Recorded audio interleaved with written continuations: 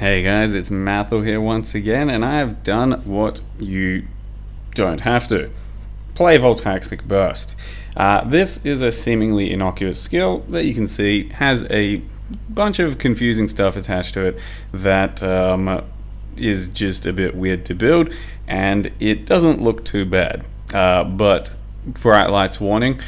Once it actually gets going and you make some kind of use of it, it has all kinds of screen cancer associated with it that you could either see as glorious or unplayable. For me personally, I didn't really hate watching it too much, the purple explosions, but a lot of people basically deemed the stream unwatchable with this situation happening. So the skill itself is something that I think I've tackled once before, but not very well or in full conclusiveness. And it is a really difficult skill. They've intentionally just kind of made it hard to build, I think, anyway. And at this stage of the game, I think the end result can be somewhat decent and rewarding, but it's still confusing and still difficult to build because what it does is it starts out with a 2.5 second delay when you first cast it. So to solve nice, smooth gameplay, you basically have to have less duration. This is the turbo-juiced version of it, by the way, this map in the background when we've got actual shrines up throughout a tier 16 map. Anyway, so you need to solve duration for comfortable gameplay with less duration, and then that's just the support gem. If you manage to do that, you've got yourself a decent kind of playstyle, but then the damage scaling is difficult to solve because a lot of the damage scaling comes from having more stacks waiting for it to explode. And to do that, you need increased duration or more sources of the skill itself. And in my setup, I have an Arcanist brand with two of them going off at the same time, and I only really use that against bosses. But then it's also really difficult to damage scale because 40% of its damage gets converted to chaos, and then you're left with a skill that does half lightning, half chaos, and it is just, there's not many options out there to maximize the potential of that sort of situation. To convert fully to chaos beyond that, you need to have Voltaxic Bow or Original Sin, both either not the best option or very expensive. And if you don't do the full conversion, then you're left with a half and half skill, which is difficult to scale. But like I said, the difficulty really comes from the fact that you have to focus on less duration, increased duration, two sides of a different coin, two different sides of the same coin, I don't know, something like that. You then have to care a lot about your area, your cast speed, your crit multi, your damage scaling, your thickness. All of that needs to come together to make the skill what it is. And in this situation, I more or less had to throw at least one of those things out the window, and that was any sort of well-balanced build for defenses. So this character is squish. It has nothing attached to it for being able to take a hit, because I just could not justify fitting everything else in to make the character playable while also caring about taking a hit. So it's a low life occultist. It has 2k life or so, capped chaos res with an incandescent heart, so it's got 81 chaos res, so it's a little bit of damage reduction to elemental. Other than that, just some sort of small buffer for your energy shield, almost 3k ES, and yeah, that's about it. Some regen, I guess. Yep. And some fizz damage reduction, but not much. But the defenses aside, what was supposed to be the point was to get lots of power charges, run a void battery, or 2 void batteries, and then scale as much area as possible so that our clear feels good, so that the skill itself performs well enough throughout mapping. And to some extent that was achieved. Even though I'm a complete squish lord, I don't die too often, got to almost level 95, and on top of that, it was a pretty damn good sanctum character in the end. So I ended up running 5, 6, 7 level 83 sanctums, and the damage on the skill, once you get over the clumsiness of it, the clunkiness, isn't too bad, at least the way I've built it, very lopsided 4 damage. I ended up getting up to about, it's anyone's guess, it's really hard to tell what's going to be happening with the tooltip and the POB, 10 to 20 to 30 million maybe, and it was something. Like, it wasn't too bad in the end for some of the bosses out there, but it still relies on absolutely dodging everything, because taking any damage in this build is basically just not allowed. And at the same time, you have to manage like your stacks, the delay, the positioning, since we are kind of a glorified melee character. Even with the amount of area I've managed to pull off on this thing, yes, astral projector ring does work for Voltaxic burst, but it still has a delay associated with it. So if you end up casting your like Voltaxic burst stacks somewhere, they're just going to explode in that area at some point after the delay. So it is going to leave a very awkward playstyle unless you completely remove the delay, and then you'll kind of turn it into more of a storm call, which yeah, I don't know if that'd be worth doing anyway. So I got the character to, yeah, a nice healthy level, and I played it all the way through, and the explosions are kind of fun, and the whole setup is still kind of fun. It's just, I really don't think too many people are going to enjoy this sort of thing. So you can also see I tried to take on Uber Maven. Like, I killed most Guardians, and for regular level content it's still okay, and I think I'll be able to kill several Ubers, but it'll be very painful and difficult. And this is the only Uber I end up trying, Maven, and I did brick it. And I don't expect anyone to particularly enjoy this type of a setup, but either way, I will go ahead and show you how I did it, just in case you, for some reason, want the inspiration for it. I do think there's more potential with this skill with something like a Mjolnir, maybe a castable channel setup, something like that. At the end of the day, it's still very difficult to build, and there may be just better things to do. If nothing else, this character can serve as kind of a template for large damage spellcasting for pretty much any other spell in the game as well. Either way, let me go ahead and show you what the character looks like. So here is our character level 94, even further beyond. Simply referencing just like stacking up a lot of charges, especially in the clip that I've shown before. And actually, why not? We'll go over that again real quick. Is pretty insane. So it's this clip from basically going through a standard ramping based setup before, and you just stack cast speed, duration, and then have an aura bot next to you, and yeah, it can look something like that, like 200 plus stacks. This was like years back when it first came out, so it can still go higher, I think, just for the memes, but that's not necessarily how you should be building it, because if you build lots and lots of stacks on this thing and lots of duration stuff, then the gameplay becomes really arse. And I don't know, I still don't really have a proper solution for this skill, to be perfectly honest. You see, it starts out with lots of lightning damage. It has a base duration of 2.5, meaning when you actually cast it, it will give you a couple of stacks with echo and then explode 2.5 seconds later. It then has some of its damage converted to chaos. It then also has explosions based off of the corpse's life for lightning damage. It then also has more damage based off of the amount of spells currently waiting.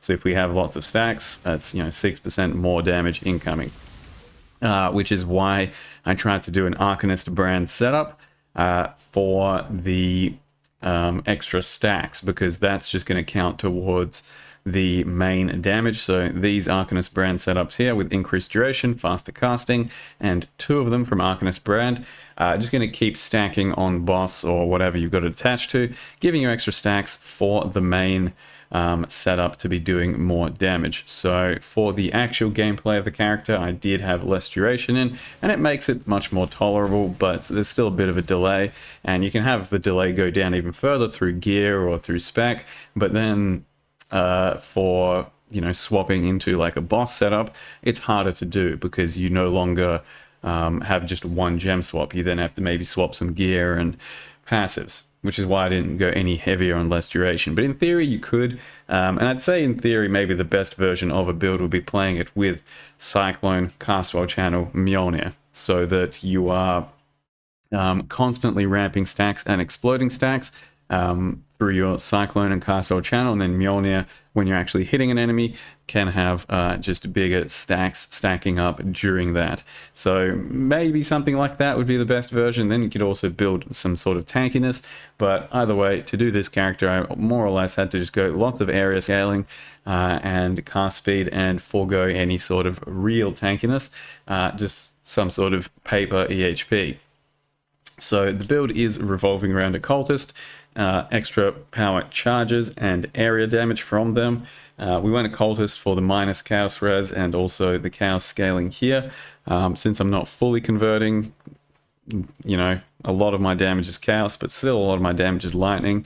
And I did my best to try and incorporate some level of extra lightning scaling, but you can't do too much. So I've got just, you know, some lightning exposure here, and I was going to get more in the form of like conductivity or LE weakness, but that didn't end up happening because it just wasn't going to be worth doing in my current setup.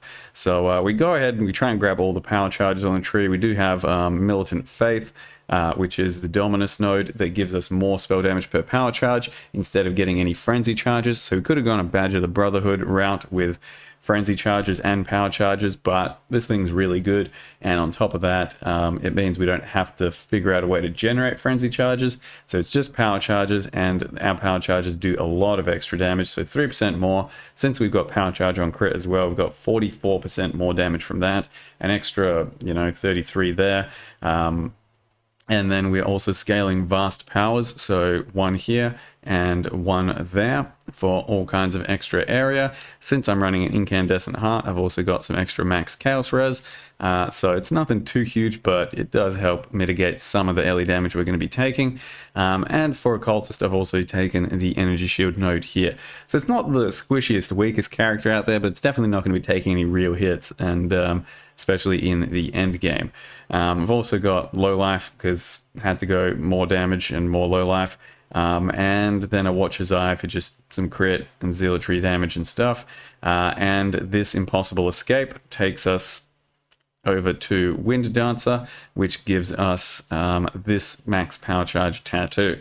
So for this sort of power charge setup for 11 power charges, we've got one charge here, we've got the 3 on the tree, we've got 1 on the occultist, we've got both void batteries, and also +1 on this hat, which there's lots of corrupted +1 power charge unique helms out there. This one in particular gives us a bit of extra damage from Elia's Chaos. It gives some good energy shield, and it's also got Void Gaze, which is basically, you can kind of see this purple thing that just flies out in front of us.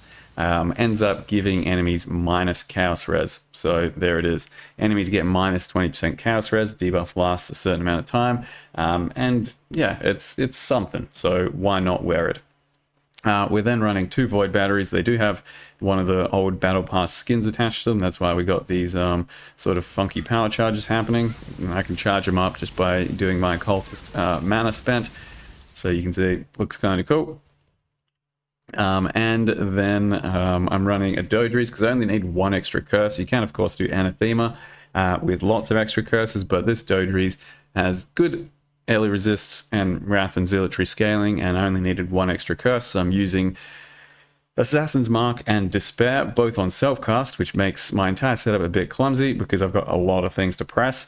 I'm then running Arrogance, Temporal Rift, Vitality, and Clarity on my life to become low life. So I needed to do something to become low life here. I wanted both Clarity and Vitality, since I am a mana-based character, but then I need to fit something else in for about 10%, and it's the first time I'm actually using Temporal Rift, so I jammed Temporal Rift in there.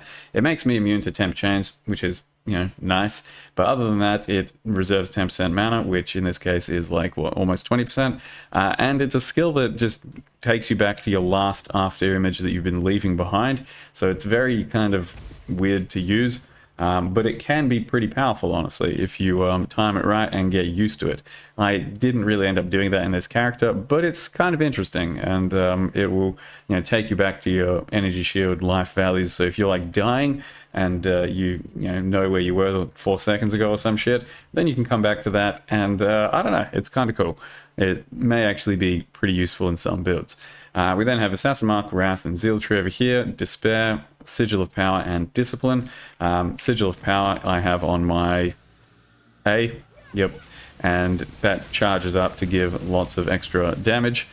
So if I'm doing a lot of standing still, it gives me lots of extra damage, and as well as that, 19% less damage taken while enemies are in that area. Yeah, the main setup is Voltaxic Burst, Divergent, because it's just a bit of extra damage, 5% Lightning's Chaos. We then have Spell Echo, less duration, swapped in for Empower against bosses, so I can pre-fire a lot more stacks. Power Charge on crit, crit damage, and Arcane Surge. And Divergent Arcane Surge is because with less duration, Arcane Surge buff time does go down pretty low, so the extra 2 seconds feels kind of nice. And I did spec some Arcane Surge scaling, so that is just going to scale the buff effect, which in this case is the cast speed and the mana, not the more damage. So overall, yep, that's that. I then picked up a Precursors for 1 Divine, which has Fizz damage reduction, lightning damage, extra chaos, and cast speed. So we do have 11 Fizz damage reduction, and yeah, realistically, if you had 2 of these, you could have some pretty cool stuff happening. But I only just wanted to jam 1 into the build, get a lot of extra power damage, power charge scaling from these boots. I went with some Focus Gloves for lots of extra stacking up of my skill, and yeah, it could be a full unique build if you really wanted. If I put a Darkness Enthroned here, it would have been a full unique build. And then some cast speed and stuff on these. So maybe it would have been better as pure CI or like low life or a more well-balanced character. I did have good damage in the end on this guy, so I could have maybe lost some, but at the same time, to justify playing something that's a bit weird with like duration and yeah, scaling, it feels like it needs to have insane damage, so that's kind of where I went with this thing. These tattoos are all like mana regen, by the way. So yeah, I don't know what I would really do differently with this specific setup next time, but if I were to try and tackle Voltaxic Burst again, I think it would be as a Mjolnir setup, and maybe that could be like an Inquisitor. It could still be something like an Occultist. Eternity Shroud also comes to mind, where you can go full shaped, so then if you're full shaped as an Inquisitor with this sort of thing, you can have good scaling for both the Lightning and Chaos without having to care about enemy resists. So there is that. Gem levels go pretty hard with this thing, so I went hard on the gem levels, and it seems to have paid off for damage. I'm just not sure that the more damage with hits for each cast weighting really makes enough sense. Like realistically, at the end of the day, I was maybe at most like 20 to 40 stacks against some bosses, and that's only with some pre-fire ramp. So that's good damage, but it's not really that worth caring about compared to how clumsy it can be putting it all together. And then yeah, it's very bright and kind of difficult to play with. I didn't hate it too much, but a lot of people did. So you know, user beware on that one. It's mostly from the explosions, the corpse explosions, but even just the actual thing itself can get pretty bright.